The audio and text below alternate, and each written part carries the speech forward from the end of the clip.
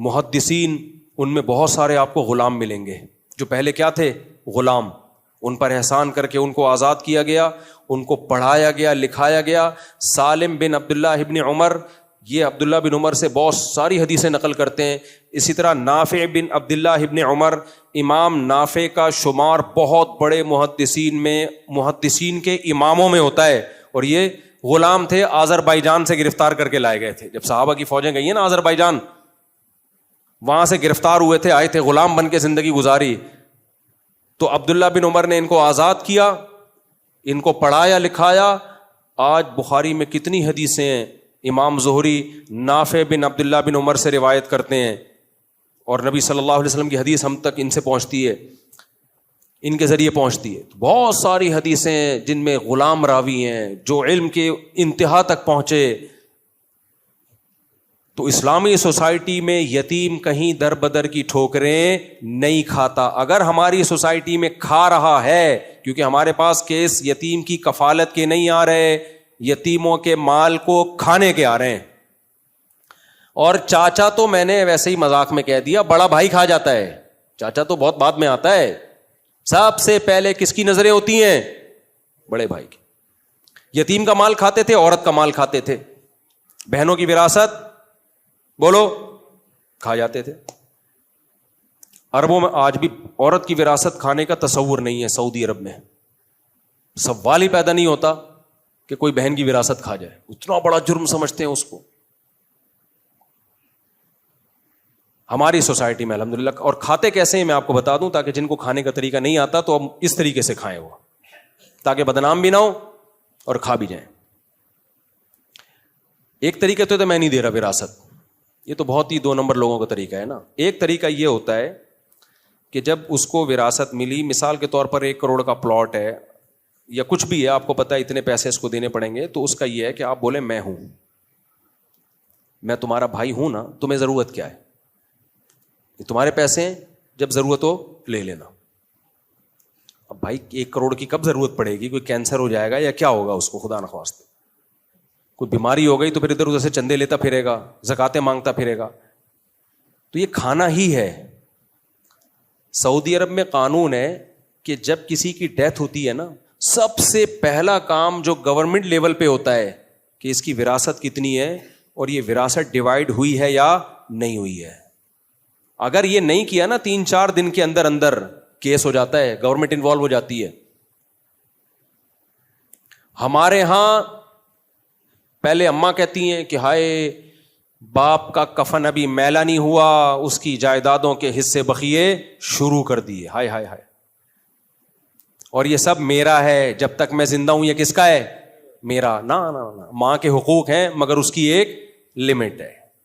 اماں اگر یہ آپ ہی کا ہے تو اللہ نے کیوں کہا یوصیکم اللہ فی اولادکم للذکر مثل حظ الانثیین؟ اللہ وصیت کر رہا ہے کہ ابا مر جائیں تو بیٹوں کو اور بیٹیوں کو وراثت دے دینا، بیٹوں کو دگنا دے دینا، بیٹی کو آدھا دے دینا، اور اپنی اماں کو کتنا دے دینا؟ وَلَكُمْ نِصْفُ مَا وَلَهُنَّ الثُّمُنُ إِن كَانَ لَكُمْ وَلَدٌ وَلَهُنَّ الثُّمُنُ مِمَّا تَرَكْتُمْ إِن كَانَ لَكُمْ وَلَدٌ. تمہارے اگر اولاد تھی اور تم مر گئے تو تمہاری بیوہ کا 8واں حصہ یعنی 12.5%. تو یہ اللہ نے جب وصیت کر دی ہے تو اماں کی وصیت اور اللہ کی وصیت جب ٹکرائے گی تو کس کی وصیت پر عمل ہوگا؟ بولو اللہ کی. اور دیکھو اللہ نے وصیت کا لفظ کیوں استعمال کیا، آرڈر کا لفظ استعمال کیوں نہیں کیا؟ ایک پوائنٹ کی بات.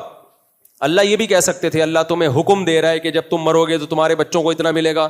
وصیت کا لفظ اللہ نے استعمال کیا یہ بتانے کے لیے کہ باپ بھی وصیت کر کے چلا جائے نا اس کے خلاف، وہ وصیت بھی معتبر نہیں ہے، کیونکہ اب اس کی وصیت کس کی وصیت سے ٹکرا رہی ہے؟ اللہ کی.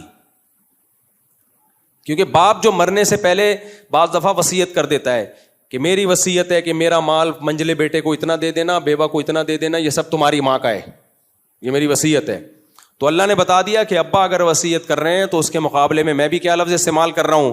وصیت. تاکہ دونوں لفظوں کے ٹکراؤ سے تمہیں سمجھ میں آئے کہ یہاں میت کا مقابلہ کس سے ہو رہا ہے؟ اللہ سے.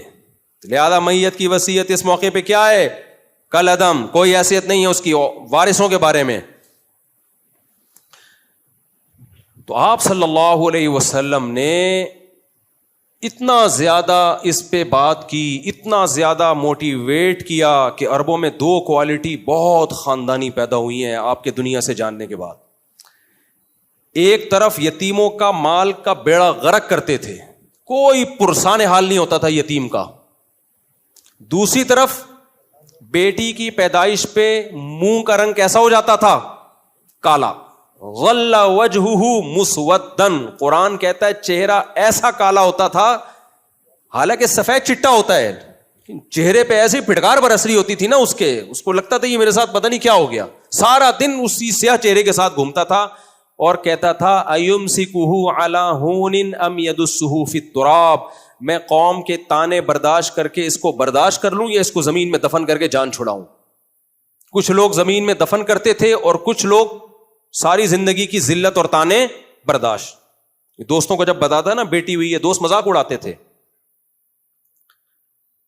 تو ہمارے نبی صلی اللہ علیہ وسلم نے زبان سے بھی ترغیب دی عورت کے حقوق کی, اور پریکٹیکل بھی کر کے دکھایا. آج زبان سے باتیں کرنے والے بہت ہیں, عمل میں کیا ہوتے ہیں؟ زیرو. ہمارے نبی نے عمل کیسے کیا دیکھو, بار بار یہ حدیث بیان کرتا ہوں, اس موضوع کی مناسبت سے ریپیٹ کر لیتا ہوں اس کو. نماز کا وقت تھا, آپ صلی اللہ علیہ وسلم اپنی بیٹی کی بیٹی جو 2-2.5 سال کی تھیں ان کو کندھے پہ بٹھا کے مسجد میں تشریف لائے, حالانکہ ایسا آپ نے زندگی میں پہلے کبھی بھی نہیں کیا. حسن و حسین رضی اللہ عنہما کو سجدے کی حالت میں پشت پہ بیٹھنے دیا, سمجھ رہے ہو؟ خطبے کے دوران آپ کی نظر حسن و حسین پہ پڑی, ان کو اٹھا کے گود